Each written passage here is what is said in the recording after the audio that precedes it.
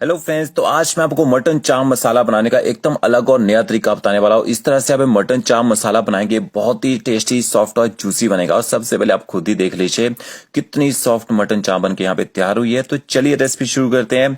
सबसे पहले यहाँ पे आपने मटन चाप लेनी है, थोड़े से बड़े बड़े पीसेस करवाने हैं। मैंने यहाँ पे 1 किलो 200 ग्राम मटन चाप लिया है, जिसको मैंने अच्छी तरह से धो लिया। और पीसेस देख लीजिए कितने बड़े मैंने इसके पीसेस करवाए हैं। अगर आपको मटन चाप ना मिले तो आप मिक्स मटन का यूज यहाँ पे कर सकते हैं, मिक्स पीसेस डाल सकते हैं। और 400 ग्राम यहाँ मैंने प्याज लिया है। 1 किलो 200 ग्राम मटन बनाने के लिए 400 ग्राम प्याज काफी रहता है। प्याज को आपने स्लाइस काटना है। जितना पतला स्लाइस आप प्याज को काट सकते हैं उतना पतला स्लाइस काट लेना है। पतले स्लाइस काटेंगे प्याज अच्छी तरह से गल जाता है। तो ओके, देखिए सारे प्याज को आपने इसी तरह से स्लाइस काट लेना है। स्लाइस काटने के बाद आप प्याज को इस तरह से थोड़ा सा मसल लीजिए। प्याज का यूज आपने थोड़ा सा ज्यादा करना है। खड़े मसालों का यूज करेंगे, दालचीनी, छोटी इलायची, लौंग, बड़ी इलायची, चक्री फूल, जवित्री और तेज पत्ता का आपने यूज करना है। यहाँ मैंने प्रेशर कुकर लिया है, इसमें ऑयल ऐड करेंगे। तो आपने इसमें कम से कम 50 से 60 ml तक ऑयल ऐड करना है। इसके बाद आप इसमें खड़े मसाले ऐड कर दीजिए और गैस की फ्लेम आपने मीडियम रखनी है। मसालों को ज्यादा पकाना नहीं है। इसके बाद आप इसमें ना बारीक कटो या कूटा हुआ लहसुन ऐड कर दीजिए और लहसुन को मसालों के साथ थोड़ी देर यहाँ पे पका लीजिए। तो आप यहाँ पे सरसों के तेल का यूज भी कर सकते हैं मटन को बनाने के लिए। देखिए थोड़ी देर मैंने लहसुन को पका लिया है। फिर आपने इसमें ना स्लाइस कटा हुआ प्याज ऐड कर देना है। अब आपने ना गैस की फ्लेम हाई करनी है और हाई फ्लेम में प्याज को ना 2 से 3 मिनट तक यहाँ पे पका लेना है। अब इस रेसिपी का ना मेन स्टेप जो है आपको बताने वाला हूँ, यहाँ पे प्याज को ज्यादा नहीं पकाया जाता है। कच्चे ही प्याज में मटन को डाला जाता है और मटन को कच्चे प्याज के साथ पकाया जाता है। इससे मटन भी जल्दी गल जाता है और जो हमारा प्याज रहता है ना वो भी पूरी तरह से सॉफ्ट हो जाता है और उसकी ग्रेवी बन जाती है। देखिए 2 से 3 मिनट तक प्याज को पकाने के बाद मैंने इसमें मटन भी ऐड कर दिया है और अब आपने ना ऊपर से कवर कर देना है। गैस की फ्लेम एकदम लो करनी है। 5 मिनट तक आप इसको पकने दीजिए। ये देखिए 5 मिनट के बाद आप देखेंगे जो प्याज है थोड़ा और सॉफ्ट हो जाएगा। फिर आपने यहाँ पे मटन को मिक्स कर लेना है प्याज के साथ में और कवर करके पकाने से मटन भी अच्छी तरह से गर्म हो जाएगा। अब मैंने प्याज के साथ मटन को मिक्स कर लिया है। अब आपने मटन की ना भुनाई करनी है। साथ में 1 चम्मच आप इसमें ना लाल मिर्च पाउडर भी ऐड कर दीजिए तीखा करने के लिए और इससे कलर भी अच्छा आएगा मटन में। तो मिर्चों को भी अच्छी तरह से मिक्स कर लेते हैं।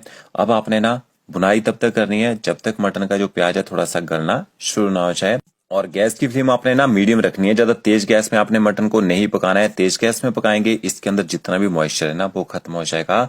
तो फिर से ऊपर से कवर कर दीजिए और मीडियम टू लो फ्लेम में आप इसको पकने दीजिए। थोड़ी देर में आप देखेंगे मटन यहाँ पे पानी छोड़ना शुरू कर देगा। तो अच्छे से मटन को फिर से मिक्स कर लेते हैं। पानी का यूज नहीं किया मैंने, थोड़ा थोड़ा पानी इसने छोड़ना शुरू कर दिया है और जो प्याज के अंदर मॉइस्चर है ना उससे भी पानी निकलेगा यहाँ पे। तो इस तरह से थोड़ी थोड़ी देर में आपने इसको कवर करना है। थोड़ी देर में इसको मिक्स करते रहिएगा। तो मुझे यहाँ पे मटन को पकाते हुए टोटली 15 मिनट हो चुके हैं और के देखिए मटन ने यहाँ पे कितना सारा पानी भी छोड़ दिया है और जो हमने इसमें प्याज का यूज किया था वो पूरी तरह से गल चुका है, सॉफ्ट हो चुका है। अब गैस की फ्लेम आपने हाई करनी है। कम से कम 5 मिनट तक इसको ना हाई फ्लेम में पका लीजिए ताकि जो मटन और प्याज का पानी है वो थोड़ा सा ड्राई हो जाए। अब आपने इसके बाद इसमें अदरक लहसुन का पेस्ट ऐड करना है। तो 1 बड़ा चम्मच मैंने देखिए जिंजर गार्लिक पेस्ट ऐड किया है। आधा चम्मच आपने इसमें कश्मीरी मिर्च पाउडर ऐड करना है। 1 चम्मच धनिया पाउडर ऐड कीजिए। 1 छोटा चम्मच आपने इसमें जीरा पाउडर ऐड करना है। कच्चा जीरा पाउडर का यूज किया है। आधा चम्मच हल्दी पाउडर ऐड कीजिए। थोड़ी सी आपने इसमें रोज की कसूरी मेथी ऐड करनी है। थोड़ा सा गरम मसाला पाउडर ऐड कीजिए। तो इंडियन करी में इन्हीं मसालों का यूज किया जाता है और इन्हीं से एक अच्छा टेस्ट आता है। तो मसालों को अच्छी तरह से मिक्स कर लीजिए। अब आपने ना गैस की फ्लेम हाई रखनी है और हाई फ्लेम में अदरक लहसुन के पेस्ट और मसालों को पका लेना है। अब आपने गैस की फ्लेम तब तक हाई रखनी है जब तक इसके अंदर जितना भी आपको मॉइस्चर दिख रहा है वो बिल्कुल कम ना हो जाए और मसाले पकने के बाद ऑयल ना छोड़ते हैं। फिर आपने इसमें नमक भी ऐड कर देना है। तो 1 छोटा चम्मच आपने इसमें नमक ऐड करना है और नमक को भी अच्छी तरह से मटन के साथ आपने मिक्स कर लेना है। तो इस रेसिपी की सबसे ज्यादा अच्छी बात यह है मटन की भुनाई करने में लास्ट में आपको थोड़ा सा टाइम लगेगा। पहले मटन अपने आप ही पकता रहता है। और ये देखिए ग्रेवी एकदम स्मूथ हो चुकी है, मसाले अच्छे से यहाँ पे पक चुके हैं, ऑयल भी छोड़ दिया है। अब आपने इसमें दही ऐड करना है मटन की ग्रेवी में एक थोड़ा सा खट्टा टेस्ट लाने के लिए। टमाटर यहाँ पे यूज नहीं किए मैंने। तो कितना दही डालना है, दही आपने ना 4 से 5 छोटे चम्मच ऐड करने हैं और अच्छी तरह से दही को ना फेंट के डालना है। ऐसे दही नहीं ऐड कर देना है, अच्छे से फेंट लीजिएगा। उससे क्या होगा, दही गर्डन नहीं होता है। दही को भी अच्छी तरह से मिक्स कर लेते हैं और हाई फ्लेम में इसको भी ना 3 से 4 मिनट तक यहाँ पे पका लेते हैं। ताकि दही का जो अपना टेस्ट होता है ना वो खत्म हो जाए। तो के देखिए दही को भी मैंने अच्छी तरह से पका लिया है और पीसेस के ऊपर ना कोटिंग देखिए मसालों की कितनी अच्छी इसके ऊपर कोटिंग आई है। जब ये लास्ट में मटन बन के तैयार होगा ना तब देखिएगा क्या जबरदस्त मटन बनता है।